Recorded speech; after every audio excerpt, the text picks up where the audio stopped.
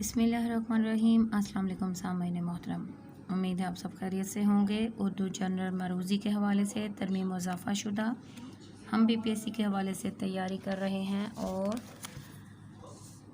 یہ دیکھیے جی ہم نے 50 کیے تھے سوال، اب ہمارے پاس 51 نمبر پر سوال ہے۔ سوال نمبر 50 کے حوالے سے بتائیے کہ کوہ بیضا کس ملک کا پہاڑ ہے؟ ہسپانیہ، ترکی، دو اور مزید آپشنس ہیں، لیکن آپ دیکھ لیجئے ٹھیک ہے اس پہ ہسپانیہ کا یہ پہاڑ ہے۔ باقی آپشنس جو تھی وہ تھی جناب لبنان اور ایران۔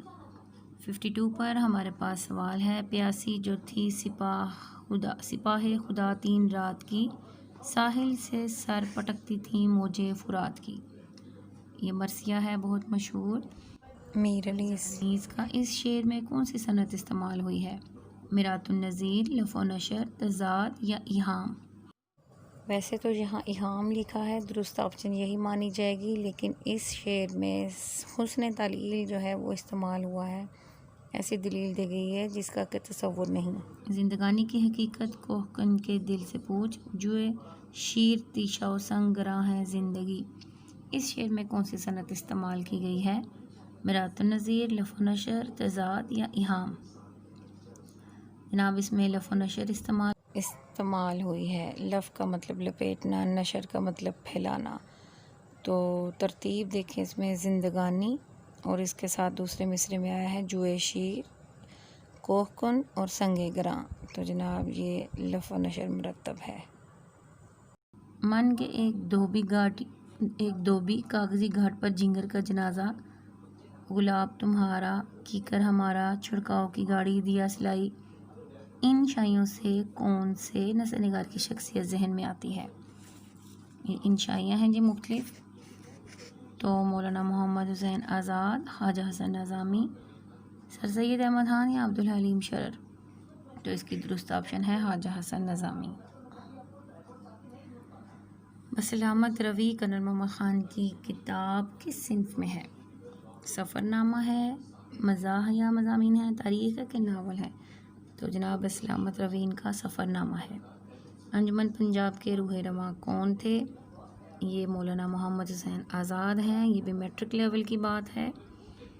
اس کے بعد پھوٹا جو سینہ شب تارے الست سے، اس نور اولین کا اجالا تمہیں تو ہو۔ یہ حمد ہے، نعت ہے، مناجات ہے یا منقبت؟ تو جناب یہ نعت ہے ہمارے نبی صلی اللہ علیہ وسلم کے حوالے سے۔ غزل کو نیم وحشی صنف، ٹھیک ہے، کس اردو ادب کے نقاد نے کہا ہے؟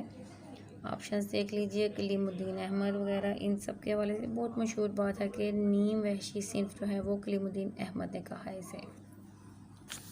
نمبر 58 پر ہمارے پاس سوال ہے جی، پطرس بخاری کس زبان کے استاد تھے؟ اب عموماً سمجھا جائے گا کہ یہ اردو میں لکھتے تھے، نہیں جناب انہوں نے انگلش پڑھائی تھی، ٹھیک ہے۔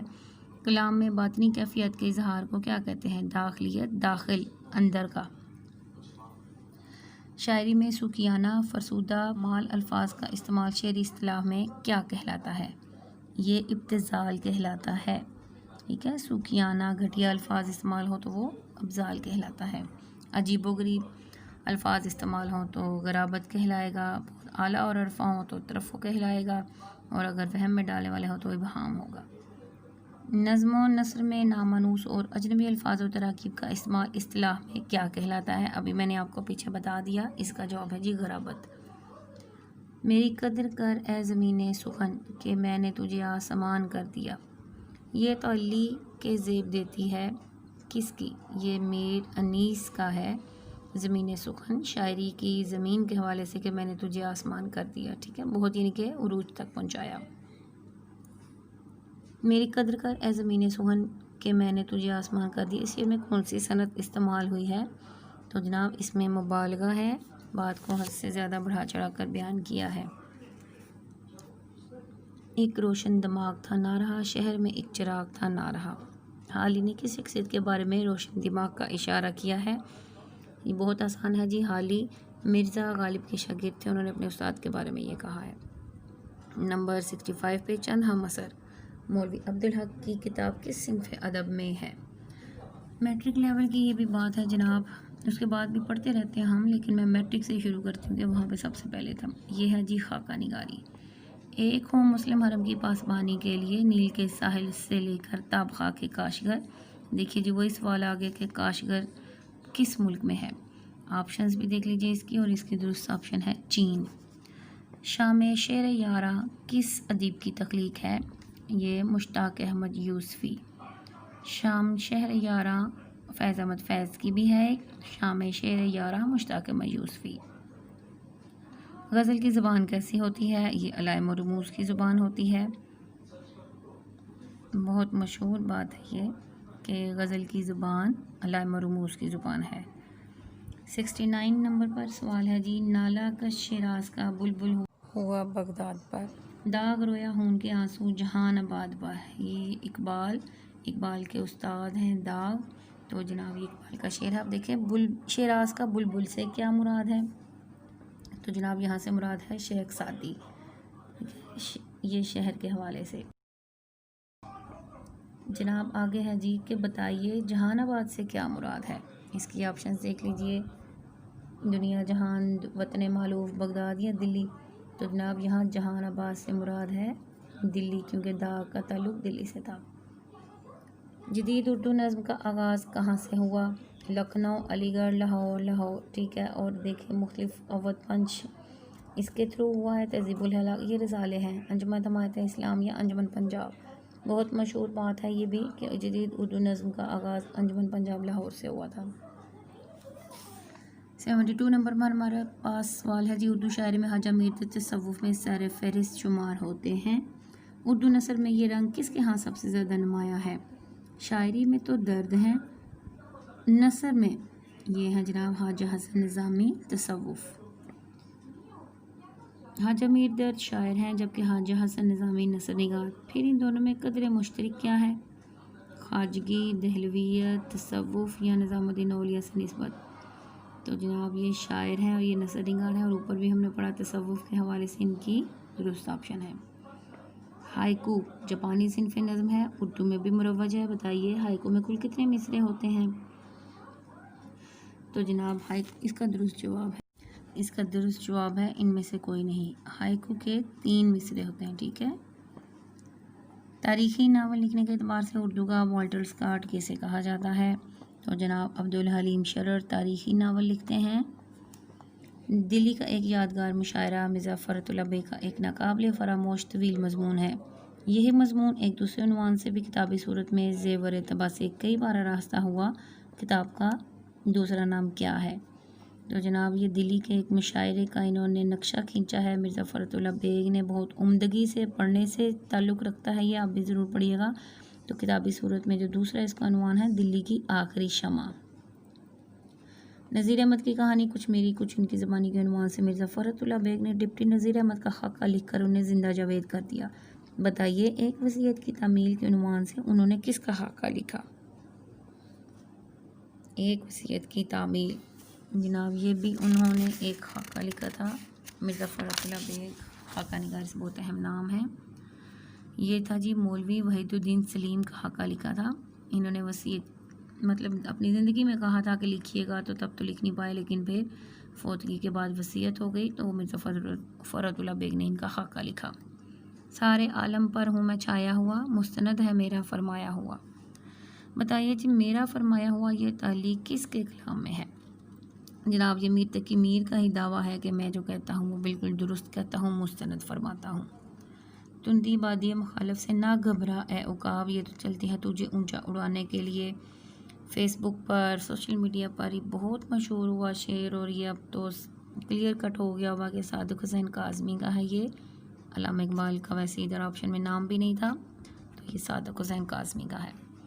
ہندوستان میں ایک خاندان کی زبان دانی کا سب سے زیادہ چرچا تھا، اس لیے یہ قول مشہور ہوا، اگر زبان سیکھنا ہو تو میر خلیق کے خانوادے میں جاؤ۔ بتائیے یہ قول کس کا ہے؟ میر خلیق، میر انیس، ٹھیک ہے، مرثیہ نگار، اور یہ زبان دانی ان کے گھر میں نسل در نسل چلتی آ رہی تھی۔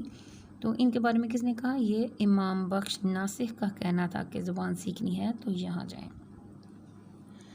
تمہاری نسبت میرا یہ خیال ہے کہ یعنی کہ آپ کے بارے میں میرا یہ خیال ہے کہ اگر تم شعر نہ کہو گے تو اپنی طبیعت پر سخت ظلم کرو گے۔ مرزا غالب نے یہ جملہ اپنے کس شاگرد کو کہا؟ یہ دیکھیے آپشنز ہیں، ان کے مشہور شاگرد یہ بھی ہیں، ان کے ساتھ ان کی خط و کتابت بھی ہے، لیکن یہ انہوں نے کہا تھا الطاف حسین حالی کے بارے میں۔ اگلا سوال ہے جی ہمارے پاس، جب الفاظ کے حقیقی اور مجازی معنوں میں تشبیہ کا تعلق ہو تو اسے اصطلاح میں کیا کہیں گے؟ اب دیکھیے تشبیہ کا تعلق ہو تو وہ استعارہ کہلائے گا، ٹھیک ہے، اس میں آپ کنفیوز مت ہوئیے گا۔ تشبیہ کے علاوہ کوئی اور تعلق ہو تو پھر اس کا اور جواب ہوگا۔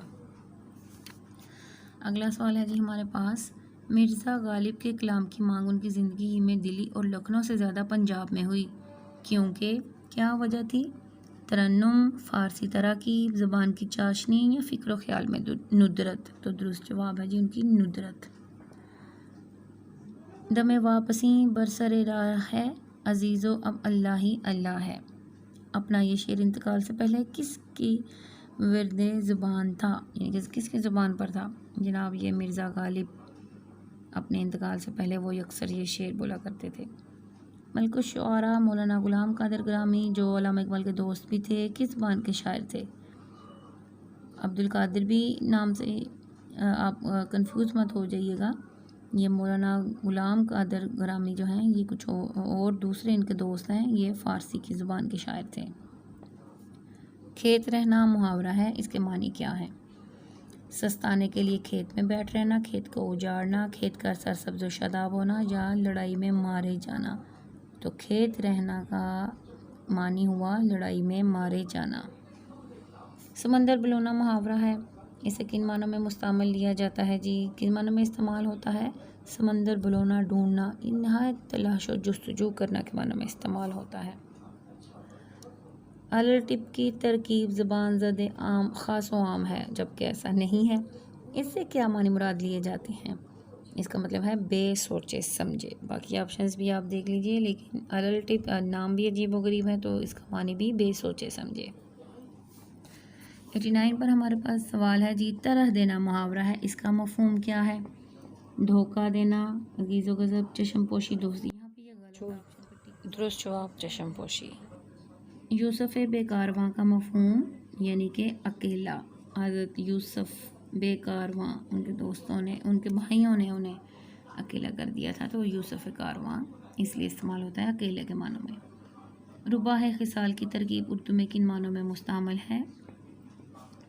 خصال خصلت سے، عادت سے، رباح کا مطلب ہوتا ہے لومڑی، ٹھیک ہے، رباح اصل لومڑی جیسی، یعنی لومڑی بہت چلاک ہوتی ہے تو مکر و فریب سے کام لینے والا ہے، اس کے لیے استعمال ہوتا ہے رباح خصال۔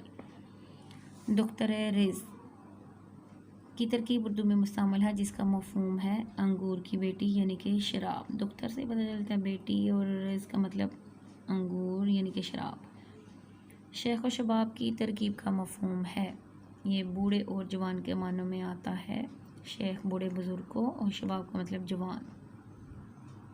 مرور ایام کی ترکیب کا مفہوم کیا ہے؟ مرور ایام کا مطلب دیکھ لیں جی، آنے والے دن، گزرے ہوئے دن، زمانہ خال یا نا امیدی کے دن۔ اس کا درست جواب ہے گزرے ہوئے دن۔ اتمام حجت کی ترکیب اردو میں عام مستعمل ہے، اس کا مفہوم کیا ہے؟ جناب اس کا مفہوم ہے جی کسی امر میں آخری مرتبہ سمجھانا۔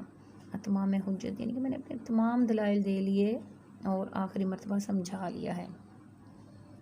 نعنے شعیر کے معنی کیا ہیں؟ تو جناب اس کی آپشنز ہیں جی، جو کی روٹی، خمیری روٹی، بیوی بچوں کا خرچہ یا لذیذ روٹی۔ تو نعنے شعیر جو کی روٹی کہلاتی ہے۔ گرگ بارہ دیدہ کی ترکیب کا مفہوم کیا ہے؟ یہ بہت تیز ترار شاگرد، چھپا ہوا دشمن، آزمودہ کار، 12 آنکھوں والا بھیڑیا۔ دیکھیں جی گرگ کا مطلب تو تیز ترار چلاک، 12 سے انہوں نے دھوکہ دینے کی کوشش کی ہے، دیدہ کا مطلب آنکھ، تو جی سمجھا جائے گا کہ جیسے اس کا اصل معنی یہی ہے لیکن یہ استعمال ہوگا آزمودہ کار، یعنی کہ جو بہت تجربے کار ہو، جس کو آزمایا ہوا ہو، گرگ بارہ دیدہ کہلاتا ہے۔ مہر نیم روز مرزا غالب کی تصنیف ہے، اس کا موضوع بہت مشہور سوال ہے یہ، اور آ بھی سکتا ہے غالب کے حوالے سے۔ یہ خاندان مغلیہ کی تاریخ لکھنا انہوں نے شروع کی تھی جو کہ ناتمام رہی، مہر نیم روز اس کا نام ہے۔ قتل حسین اصل میں مرگ یزید ہے، اسلام زندہ ہوتا ہے ہر کربلا کے بعد۔ یہ شعر کس کی تخلیق ہے جناب؟ اس کی آپشنز بھی دیکھ لیجئے۔ یہ عموماً ظفر علی خان یا حالی سے منسوب کیا جاتا ہے، جبکہ اس کے اصل شاعر ہیں مولانا محمد علی جوہر۔ اس کے بعد آسمان نے دولت گرناطہ جب برباد کی، ابن بدروں کے دل ناشاد نے فریاد کی۔ یہ جناب شعر ہے آپ کے سامنے، اور اس شعر میں کون سی صنف نظم مترخش ہے؟ مترخش یعنی کہ نظر آ رہی ہے، تشریح اور وضاحت، کس صنف کی وضاحت ہو رہی ہے؟ تو جناب یہ شہر آشوب ہے، قطع ہے، مرثیہ ہے یا ہجو ہے؟ تو جب یہ دیکھیں غرناطہ شہر کا ذکر آ گیا تو پھر یہ شہر آشوب ہے۔ کتربود کرنا محاورہ ہے، اس کا مفہوم کیا ہے؟ اس کا مطلب ہے خلط ملط کر دینا، غلط ملط بولنا، ٹھیک ہے؟ اس میں یہ آپشنس آپ ساری دیکھ لیجئے۔ یہ ہو گیا آپ کے 100 سوال جو کہ 2015 کا PPSC کا پیپر تھا، اور آپ کے سامنے ہے۔ آپ اس کو پوری ویڈیو کو دیکھیے اور یہاں سے تیاری کیجیے، انشاءاللہ مجھے امید ہے آپ بہت اچھے سے پیپر کامیاب ہوں گے۔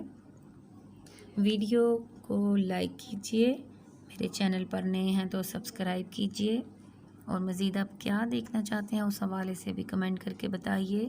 اللہ حافظ۔